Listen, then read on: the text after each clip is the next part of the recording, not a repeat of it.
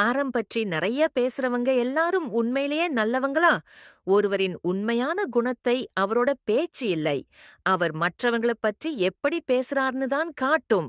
இன்று நாம் பார்க்கும் குறள் 185.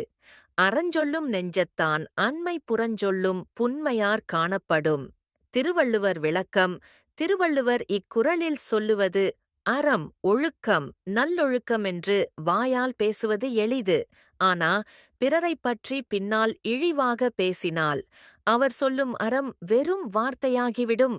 ஒருவரின் உண்மையான குணம் அவர் இல்லாதவர்களைப் பற்றி பேசும் விதத்தில் தெரியும். சாலமன் பாப்பையா உரை. அறத்தை பெரிதாக பேசும் ஒருவன் மனத்தால் அறவோன் அல்லன் என்பதை அவன் புறம்பேசும் இழிவினைக் கொண்டு கண்டு கொள்ளலாம்.